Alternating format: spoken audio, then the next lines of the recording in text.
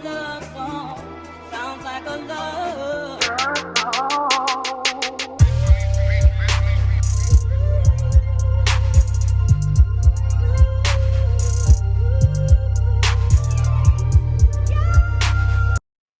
Yo, back the last video of the day, the story of Young Pappy. I ain't gonna lie, I knew Young Pappy was goated once he freestyled over iPhone over iPhone ringtone. I knew it was over since then.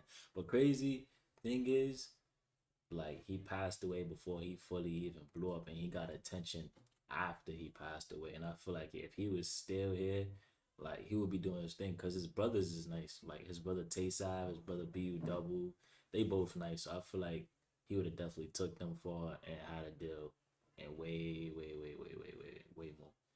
But it's sad, that his life came to a short end though. But we're gonna get straight into the video. Young Pappy was one of the hottest up-and-coming rappers in the early days of Chicago drill. But like many other drill rappers who were really about that life, Young Pappy got killed before his music became mainstream. Let's get into the come-up and career of Young Pappy. Young Pappy grew up in the north side of Chicago and was raised mostly by a single mom with 4 brothers and 3 sisters. His parents split when he was young, and he moved around a lot between the neighborhoods of Uptown, Edgewater, and Rogers Park. He showed an interest in music from an early age and started rapping at just 4 years old. His older brother, BU Double, also rapped and taught him how to make music. His younger brother, Tay Sav, also became a rapper, and he once said that as a kid, Pappy used to read the dictionary to learn new words for his raps. Pappy was a childhood nickname given to him by his grandmother, which he continued to use once he started rapping. He started dropping tracks on YouTube and other platforms in 2007, around age 12. But as he got older, he became more influenced by his environment and got sucked into the streets. Yeah, honestly, I ain't even trying to sound like fanned out or anything. I don't think Pappy ever had a bad track. I don't think he ever had a bad track. Pappy was a member of the Gangsta Disciples and claimed a set called the Insane Cutthroat Gangsters, or Pooh Bear Gang. Pooh Bear Gang was named after a respected member of the set named Pooh Bear got killed in 2012. Pooh Bear was killed on the 1800 block of Juneway Terrace. His killer was never caught, but police believe that it was a dude named Dante Simmons from a set of the GDs called Loke City. Simmons was later found dead with a self-inflicted gunshot wound and killed himself using the same gun that was used in Pooh Bear's murder. Hold up, so they GDs beefing with GDs? That's I mean, it's not like it's unheard of, but that's crazy. Rumors started going around that another member of Loke City named Munchie was behind Pooh Bear's death. Munchie and Pooh Bear were childhood friends, but petty fights and gang politics turned them against each other.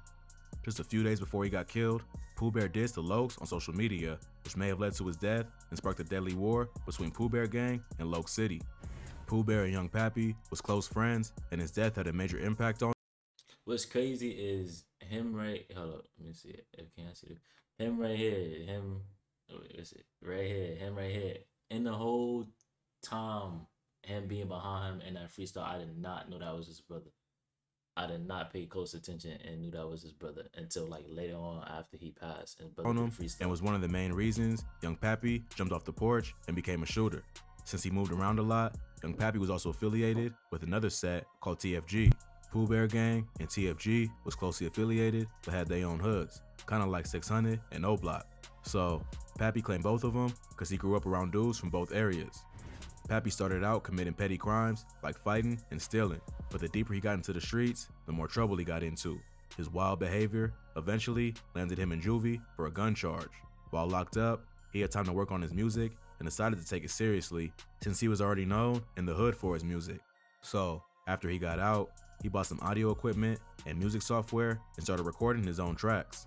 At first, he was just making remixes of other popular songs, but he eventually started making original songs, which gained him local attention.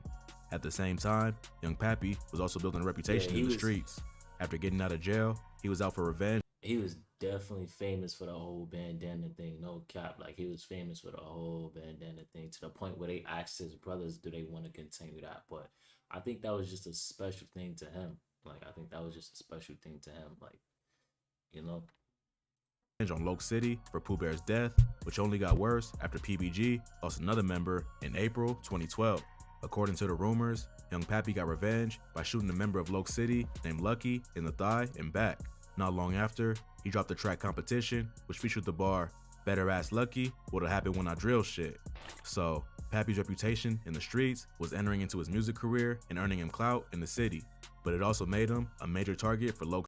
Yeah, definitely made him a major target. I could definitely say I've heard almost every Young Pappy song. Almost every Young Pappy song. I'm not talking about the ones that's known. I'm talking about the ones that's not known. To like, where the quality of the whole shit that's recorded is low, but you can still hear what he's saying and everything. I ain't gonna lie, he never made a bad track to me, in my opinion. City, who was out for revenge after losing several members to the beef. Not long after that, Young Pappy started getting into more trouble with the law. In June 2013, he was convicted of felony unlawful use of a weapon and sentenced to 2 years of probation. He later violated that probation and ended up being sentenced to a year in prison, but he was later credited with time served and released. Even though he had a pending case hanging over his head, he continued to go hard in the streets. On July 14, 2013, Young Pappy allegedly caught his first body. A dude from Loke City named Blake Lamb was shot in the head multiple times on the 1600 block of West Jonquil Terrace. He was walking down the sidewalk when a car pulled up next to him and started letting off shots. The killers then jumped out of the car, stood over the victim, and shot him a few more times before fleeing the scene. So, whoever did it definitely wanted to send a message. No one was ever arrested for Blake's murder, but it was rumored to have been committed by Young Pappy and a group of other dudes from PBG. But this wasn't just the streets talking. Pappy and his crew seemed to confirm this on multiple occasions. After the shooting, he and his homies doubled back and took videos of the crime scene, which they posted to social media to taunt they ops. Plus, a few years later, Pappy released a freestyle that featured the bar, "Give you hollow tips, have your shit looking like Blake's face." Yeah, So, whether or not he was actually involved, Young Pappy used Blake's death to diss his ops. A few months later, Young Pappy and other members from PBG and TFG allegedly shot up another rival hood called Day World, a set of insane GDs. They was looking for a member named Lil Duke, who Pappy had a personal beef with. A few days later, one of Pappy's close homies, Two Cups. What's crazy is Lil Duke, I think he recently passed too. He had a 16 shot him interview, and I think not too long after that he passed too. Or correct me if I'm wrong. Was murdered near the intersection of North Broadway and West Glen Lake Avenue. The day before he got killed, Two Cups told his father that he was taking his friend, who was in a wheelchair, to the Social Security office the next morning. His pops knew he liked to help people, so he ain't think nothing of it. But he ain't know about his son's gang ties. His mother saw him eating breakfast around 9 a.m., and that was the last time she saw him. Two Cups and his friend were standing at the intersection when a light-colored van pulled up. His friend was not identified by police, but was said to be a member from TFG. A shooter then jumped out of the van and started letting off shots, killing Two Cups and critically injuring his friend. It's been rumored that the killer was Lil Duke, who was getting revenge after Young Pappy shot up his hood. Two Cups and Young Pappy was close, and his death hit him hard. He later named a series of mixtapes after his friend, including Two Cups, parts 1, 2, and 3. Yeah. The first tape in that series became one of Young Pappy's most popular projects and is now considered a drill classic. This mixtape really started to build Pappy a buzz in the city, but becoming a well-known rapper and a shooter also made him a target for ops. After the death of Two Cups, Young Pappy continued to slide on Day World to get revenge, but members of Loke City would catch him first, almost taking his life. On February 5th, 2014, Pappy, along with other members of PBG, was on their way to a McDonald's in Rogers Park when masked gunmen shot at their whip. 4 of them got hit, including Young Pappy, who was hit in the arm. One member of their group, unfortunately, ain't make it, but the other 3 survived. The shooting was rumored to be the work of Loke City in retaliation for the death of Blake Lamb. According to police, Young Pappy was the intended target. He made a quick recovery, only to land himself in jail a few weeks later. On March 26, 2014, Pappy got arrested for reckless conduct and sentenced to 90 days in jail. He spent his 19th birthday locked up and got out on June 3rd. After he got out, he started to focus on music again in an attempt to make it out of the streets for good. But his reputation made it hard for him to avoid conflict. Not long after getting out of jail, Pappy was walking down Devon Avenue with a photographer who was shooting the cover art for his next mixtape. A car drove by and saw Young Pappy. They doubled back, and someone inside the car started letting. Yeah, in that situation, they try to say he snitched after getting shot at or something like that, and the cameraman got killed, something to that nature. I never knew how true that was because his his homie PBG Kemo and his cousin came out and was like, "Oh, that's false" and all that. So I don't know. I don't know if that's true because it never came back up. So Off shots. Young Pappy managed to escape, but his photographer was hit multiple times before collapsing to the ground. Two gunmen chased Young Pappy down a nearby street while witnesses tried to help the photographer, but it was too late and he ended up dying. So it seemed like everywhere Pappy went, bodies was dropping like flies. This attracted the attention of the Chicago police, who saw his music taking off and all the violence that followed. A few months later, Young Pappy allegedly got revenge for the death of his homie, Pooh Bear.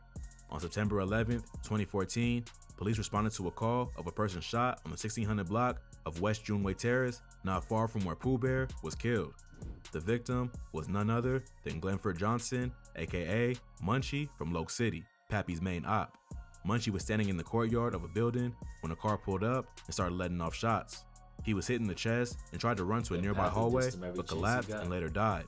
No one was ever arrested for Munchie's murder, but it's been rumored that it was committed by Young Pappy and other members of PBG. Pappy continued to add fuel to these rumors by dissing Munchie in a remix to Chief Keef's Finito. He dissed Munchie on tracks and on social media, which only made him a bigger target for his ops from Loke City. By that point, Pappy was really blowing up and his videos was getting millions of views. In January 2015, Pappy got into a fight with a man outside the same McDonald's where he was shot less than a year earlier. The dude he was fighting was supposedly a member of Loke City, and he ended up getting shot in the leg during the argument. Police saw part of the fight go down and ended up arresting Pappy on a reckless conduct charge. His mother said the police raided her apartment with guns drawn, looking for weapons that belonged to Pappy, but they ain't find anything. So he eventually pled guilty to the reckless conduct charges and was sentenced to 29 days in jail. After getting out, he dropped the second installment of his 2-Cup series, which featured some of the biggest tracks of his career, including Killer, Savages, and Afterlife Part 3. It looked like Pappy was finally on his way to becoming a rap star, but he kept getting in trouble with the police and it prevented him from reaching his full potential. To announce the release of his album, Pappy decided to host a birthday release party because he was turning 20 just a few days later. During the party, neighbors ended up calling the cops after someone shot a gun in the air. Police already had their eye on Young Pappy, so when they heard he was involved, they decided to send a message. A SWAT team arrived with more than 50 officers and arrested over 100 people, including Young Pappy. 30 of them were charged with disorderly conduct. Pappy bonded out the same day, but ended up catching another case for failing to appear in court for reckless conduct. So he was processed and again bonded out not long after. He then dropped the track Shooters right after being released to prove he couldn't be stopped. But just as he was reaching the height of his buzz, Young Pappy would be gunned down. Around 1:30 a.m. on May 29, 2015, Pappy was walking with a friend near the 4800 block of North Kenmore Avenue when two gunmen walked up behind him and shot him twice in the back. He was rushed to Advocate Illinois Masonic Medical Center, but was pronounced dead a few hours later. Young Pappy's death was a huge loss to the city of Chicago. He was a major talent, and many were convinced that he would be the next to blow up on a national level. But unfortunately, the streets caught up to him before he could make it out and change his life for good. Pappy's murder remains controversial. He was both a feared shooter and respected rapper, which made him a huge target for any ops of TFG or PBG. Some say he might have been set up by his own people or even the police because of how his killers were able to sneak up on him at 1:30 in the morning. But Pappy's death led to a wave of retaliation. Just a few weeks after his murder, a Loke City member named Clifton Fry dissed Pappy on Facebook, writing, "Smoking on Pappy right now." Not long after that, Fry was shot and killed broad day on the 7600 block of North Ashland Avenue. He was rushed to the hospital in critical condition and declared brain dead 2 weeks after getting shot. A PBG member named Jermel Dosey was later arrested for the murder. Since his death, Young Pappy's been recognized for his unique talent and lyrical abilities. Unfortunately, he fell victim to the consequences of the street life before he gained exposure that his talent deserved. But at least he left a catalog of music that'll carry on his legacy. Facts. I think honestly, what's the crazy thing about this is I did hear that his homies and them was saying like it was a whole backdoor situation. The police could have backdoored him and gave his location to the ops or whoever. I don't know how true that is. Then I think his homie and his brother had got into it for speaking on it. I don't know how true that is, but last video of the day, go hit me up on social media and let me know what y'all want me to react to next. Rest in peace, Young Pappy, Chicago legend.